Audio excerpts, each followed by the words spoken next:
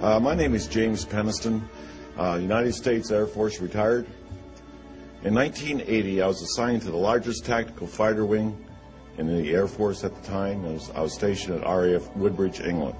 Shortly after midnight on the 26th of December 1980, Staff Sergeant Steffens briefed me that some lights were seen in Rendlesham Forest, just outside the back gate.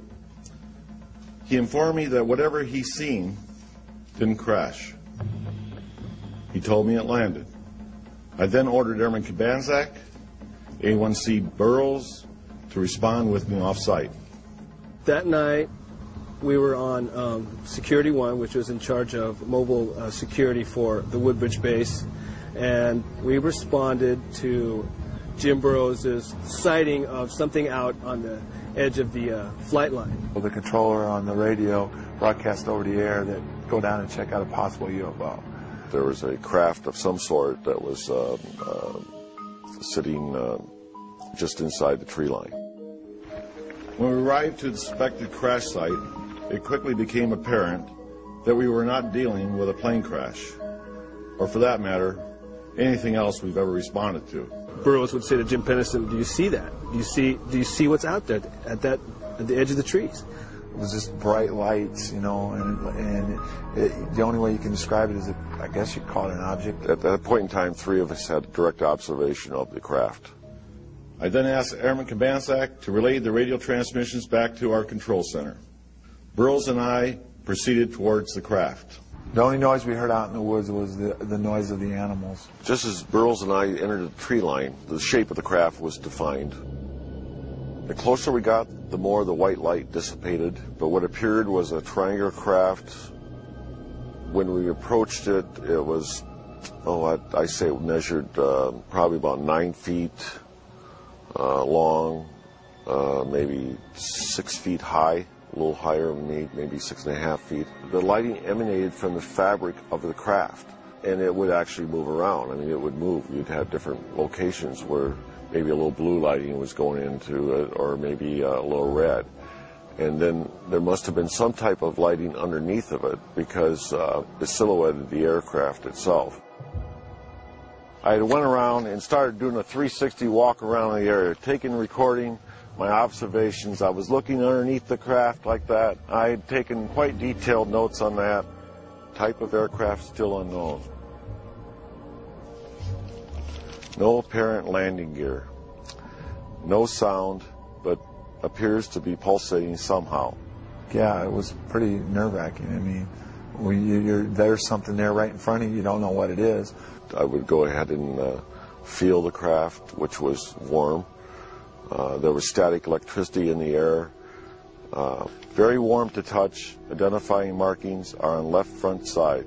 As I came around to the one side of the craft, there was etching on the faced me just above the center part of the craft itself. Of course, this is done all freehand as I was walking around the craft, but these symbols ran from left to right across, and then underneath that line of symbols was this, which is triangular, and some type of circle here, some type of circle here, and a larger circle here. And of course, all this was filled in with the etching part of it. I was curious about the symbols that Jim Peniston copied in his logbook. I had these symbols enlarged and then showed them to cryptologist and mathematician George Daglish. I wanted to know if he had any ideas as to what they might mean. The first symbol looks to me like a vessel with a steering oar afloat in some sort of medium. The second symbol looks like a glyph associated with a mathematical idea known as the Fibonacci series, which is found everywhere in nature. And this is what we have here. The root of a Fibonacci series, 1, 2, and 3, taken as a whole, which is a rather clever glyph, all in one. Mr. Daglish stressed that this was only speculation, but I found his interpretations quite interesting, especially since I've always heard that the only universal language would be mathematics. From that glyph. So this is the last glyph, and how did you decipher this? they could represent an apse in an orbit, a perigee or an apogee. And if they are apses, apogees and perigees, it means that the orbiter is doing a highly precessive orbit, like that. So, if you were going to survey a planet, and this is an orbiter, I assume, which would be a very sensible arrangement if you were using the vehicle as a surveying vehicle, because you would get a maximum look at the planet. I don't think they were trying to send us a metaphysical message about the beauty of life or the reason for the universe or anything like that, or their own existence. I think it's just more a utilitarian marking so that they knew what craft they were dealing with. I knew that that craft could not have been made by man.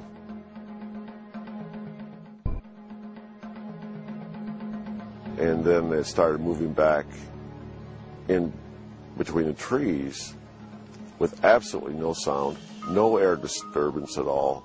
Take off, unknown speed, and I write, impossible. I mean, it was threatening to me, but it wasn't the type that you were going to shoot on it. And also the fact was that, what would happen if I would have shot at him? What good would it have done? That night, over 80 Air Force personnel, all trained observers assigned to the 81st Security Police Squadron, witnessed the takeoff. The information acquired during that investigation was reported through my military channels. The team and witnesses were told to treat the investigation as top secret. Thank you.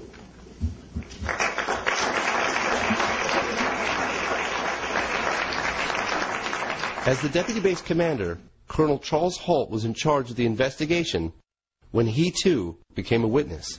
In late December 1980, I was called upon to investigate a very strange event, an event that was distracting our security police from their primary duties. I believe that he went out there to debunk the whole situation, and I think he got in the middle of a situation he couldn't explain either. 2 nights later at the family Christmas party, I was interrupted by the on-duty police commander. He told of strange events and said it was back. Since my boss had to present awards, I was tasked to go out and investigate. I fully expected to find an explanation. During this entire event, I was fortunate to have with me my small pocket recorder. It's a little in there. What you're about to hear are excerpts from the original recording made that night.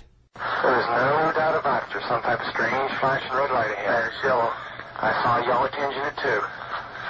Weird. And now we've got an object about 10 degrees directly south, 10 degrees off the horizon. And the ones in the north are moving, one's moving away from us. Moving out fast. There's one on the right heading away, too. Yeah, they're both heading north. Okay, here he comes from the south. He's coming toward us now. One approached at a very high speed and sent down a strange beam right at our feet. Now we're observing what appears to be a beam coming down to the ground. This is unreal. Another object sent down beams of light into the weapons storage area. The whole time we had difficulty communicating with the base, as all 3 radio frequencies that we were using kept breaking up.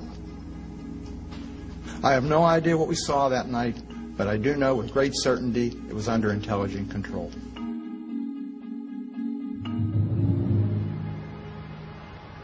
Five-star Admiral Lord Hill Norton had been pressuring Parliament to provide clear answers on this case. I wanted to know if he believed a UFO actually landed at a U.S. airbase in England. That is one explanation, that it actually happened, as Colonel Holt reported. The other explanation is that it didn't. And in that case, one is bound to assume that Colonel Holt and all his men were hallucinating. The British Ministry of Defence's position is that nothing of any defense interest took place. This position was strongly criticized by the Admiral. That the colonel of an American Air Force base in Suffolk and his merry men are hallucinating when there are nuclear-armed aircraft on the base must be of defense interest. If indeed what he says took place did take place, and why on earth should he make it up, then surely the entry of a vehicle from outer space, certainly not man-made, to a defense base in this country also cannot fail to be of defense interest. Outside the Parliament building, I met with Nick Pope. He investigated UFOs officially for the British government. I reopened the case and conducted a sort of cold case review of the original investigation, and I was shocked to find a series of basic errors had been committed, exactly the same sorts of errors that often fatally undermine a police investigation.